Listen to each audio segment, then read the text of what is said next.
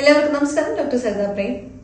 ചൂട് താങ്ങാനാവാതെ 5 ലിറ്റർ വെള്ളം കുടിച്ച യുവാവ് തളർന്നു വീണു എന്നൊരു വാർത്ത നമ്മുടെ ഇടയ്ക്ക് കണ്ടിരുന്നു. അപ്പൊ ചോദിക്കും, ഈ ചൂടത്ത് വെള്ളം കുടിച്ചാൽ ഇങ്ങനെയൊക്കെ സംഭവിക്കുമോ എന്നൊക്കെ ചിന്തിക്കും. ശരിക്കും ഇവിടെ വെള്ളം കുടിച്ചു എന്നുള്ളതിനേക്കാൾ വെള്ളം കുടിച്ച സ്പീഡ്, സമയം, ഇതൊക്കെയാണ് ഏറ്റവും പ്രധാനപ്പെട്ടതായി നമ്മൾ ചിന്തിക്കേണ്ടത്.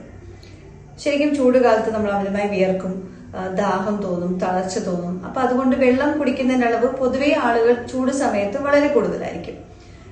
അമിതമായ വെള്ളം നമ്മൾ പെട്ടെന്ന് സ്പീഡിൽ തന്നെ അല്ലെങ്കിൽ വളരെ ചുരുങ്ങിയ സമയത്തിനകത്ത് കുടിക്കുകയാണെങ്കിൽ അത് നമ്മളുടെ ശരീരത്തിലെ സോഡിയം ലെവൽസ് താന്നു പോകാനായിട്ടാണ് കാരണമാകുന്നത്.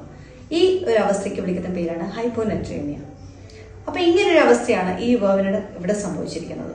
അതുകൊണ്ടാണ് ഈ യുവാവ് തളർന്നു വീണിരിക്കുന്നത്.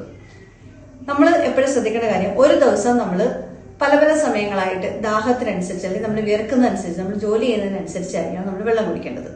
അല്ലാതെ 1-2 മണിക്കൂറിനകത്ത് അല്ലെങ്കിൽ അരമണിക്കൂറിനകത്ത് 5 ലിറ്റർ വെള്ളം കുടിക്കുക എന്ന് പറയുന്നത് തീർച്ചയായിട്ടും അത് നമ്മുടെ ശരീരത്തിനെ ദോഷകരമായി തന്നെ ബാധിക്കും. അതായത് ഹൈപ്പോനെട്രീമിയ എന്ന കണ്ടീഷനിലേക്ക് പോയി എത്തപ്പെടും. സോഡിയം നമുക്ക് നമ്മുടെ ശരീരത്തിലെ നാഡീ പ്രവർത്തനങ്ങൾക്കും അതേപോലെ നമ്മുടെ പേശികളുടെ പ്രവർത്തനങ്ങൾക്കും എല്ലാം വളരെയധികം അത്യാവശ്യമായിട്ടുള്ള ഒരു ഇലക്ട്രോലൈറ്റ് ആണ്.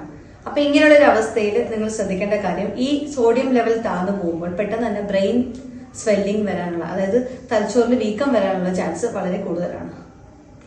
അപ്പൊ അങ്ങനെ ഒരു അവസ്ഥയിൽ തീർച്ചയായിട്ടും രോഗികൾ പലതരത്തിലുള്ള ബുദ്ധിമുട്ടുകൾ അനുഭവിക്കും. അതായത് സാധാരണഗതിയിൽ സോഡിയം കുറയുമ്പോൾ കണ്ടുവരുന്ന ലക്ഷണങ്ങൾ എന്ന് പറഞ്ഞാൽ പെട്ടെന്ന് ഛർദ്ദിക്കാൻ തോന്നുക, അല്ലെങ്കിൽ ഒരു മെന്റലി ഒരു കൺഫ്യൂഷൻ വരിക, തലവേദന വരിക, അസഹ്യമായ തലവേദന, തളർച്ച, അതേപോലെ വിറയൽ, ഇങ്ങനെയുള്ള ലക്ഷണങ്ങളൊക്കെ ഈ ഒരു അവസ്ഥയിൽ നമ്മൾ കണ്ടെത്തും.